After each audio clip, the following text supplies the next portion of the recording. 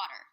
We drink it, we swim in it, we fish from it, we use it to water our crops. It fills our lakes, oceans, and rivers, and keeps our ecosystems full of life. Without water, and clean water at that, life on Earth would not be possible. Mexico City, the world's oldest urban center, continues to grow in population size and in geographic sprawl, currently with a population of 8.8 million people. An inland city surrounded by mountains, Mexico City itself is a face of Mexico's modern water crisis, as a city with the highest rate of water consumption in the world. In this presentation, we will seek to understand how Mexico City's water crisis has developed, and which members of Mexico City's population bear the brunt of this challenge. We will also seek to understand how these water-related issues have influenced poverty, violence, and access, issues already prevalent in urban communities around the world. But how did Mexico City come to face its current water crisis? The story of Mexico City's water issues, both the scarcity and its pollution, have natural and man-made causes. They are inextricably linked to the city's breakneck population growth and rapid urban development. For centuries, Mexico City, in fact, faced major flooding problems because of its location by a large lake, Lake Texcoco, and its surrounding basin. Spanish colonial rulers destroyed water defense systems around Mexico City that had been built by the Aztecs. In their place, the Spanish built a new hydraulic system to drain the Texcoco Lake in the northern part of the city out through a basin and under the local mountain range. During the 20th century, Mexico City began to develop at a rapid pace, with the population doubling due to a booming and developing economy. But the infrastructure systems in place to move water into the city collapsed under the weight of growing water demand. In 1985, during an earthquake, 60 pipelines on the city's main aqueduct broke, underscoring the dire need for new water infrastructure throughout the city. Today, both stormwater and sewage are pumped out of an underground hydraulic system, with more than 30% of Mexico City's drinking water pumped in from outside of the city, often traveling from more than 100 kilometers away.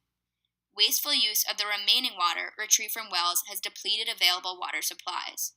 Mexico City's water must be pumped from underground aquifers and transported up steep hills with complex machinery due to the city's high elevation. A staggering 40% of this water, however, is lost due to leaks in the city's pipes. Furthermore, inefficient water management, pollution, droughts, and wasteful water usage have made this vital resource increasingly scarce for the city's inhabitants. The growing population's demand for water far exceeds its short supply. 70% of the city has less than 12 hours of running water a day.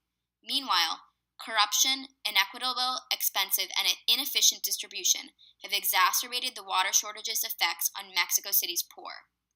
18% of Mexico City's population must wait multiple days for just 1 to 2 hours of water at a time. Pollution, resulting from industrialization and economic development, has also played a key role in reducing the availability of drinkable water. Water sources throughout Mexico have become so polluted due to agricultural and industrial waste that over 70% of Mexico's bodies of water are considered contaminated, according to the UN. A 2015 foreign policy article noted that some local politicians have begun classifying rivers in the country as sewers in order to avoid responsibility for restoring them. As much of Mexico City's water has been contaminated by bacteria, the water is often undrinkable for the city's population. Researchers at the Universidad Nacional Autónoma in Mexico City found that Mexico City is the #1 city in the world for the rate of gastrointestinal infections due to the consumption of contaminated water. With a serious shortage of safe drinking water, Mexico City's slums and the city's most vulnerable citizens face additional challenges in their everyday lives. Most citizens in Mexico City must pay for water, and some reports have noted that more than 1/5 of a family in Mexico City's annual income must be allocated to water. Although some neighborhoods receive government subsidies for tap water, these are often provided to higher income areas, while poor neighborhoods pay even higher prices and often receive water with high levels of contamination. At Mexico City's periphery, the situation is even more troubling. The peripheral neighborhood of Ixtapalapa is considered one of the poorest in the entire city. It is also one of the most densely populated and fastest growing areas, with 1.8 million people moving into the area during the last 40 years. The city and a few private firms manage the city's water supply, which must be brought to areas with poor water access by trucks when the water pressure is too low to pump water out of local wells.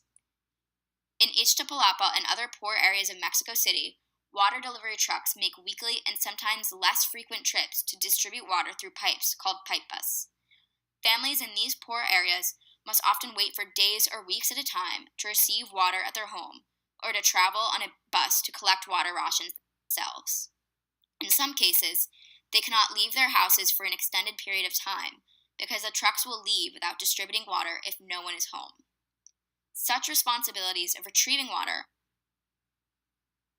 often fall to women in poor families who can find themselves in potentially vulnerable or dangerous situations. By the time the trucks arrive with water supplies, sometimes only enough clean water is available for a few families, and the truck drivers will wait for bribes from the locals. If water resources are too scarce to grow around, they will often give the available water to the highest paying individuals. As such, violent outbreaks during such periods are not uncommon, when people become desperate to provide water for their families to drink, cook, and clean with. Many researchers and local politicians have cited water problems as a potential trigger for future violent outbreaks, and potential intercity conflict. But the urban water crisis isn't just found in Mexico City. Globally, 784 million people live without reliable access to clean water, and between 6 and 8 million people die each year from water. In Delhi, official water supply is at least 27 million gallons short of the population's daily needs, and the World Bank considers over half of India's territory to be severely water stressed, including the 100 million people in India who live near polluted sources of water.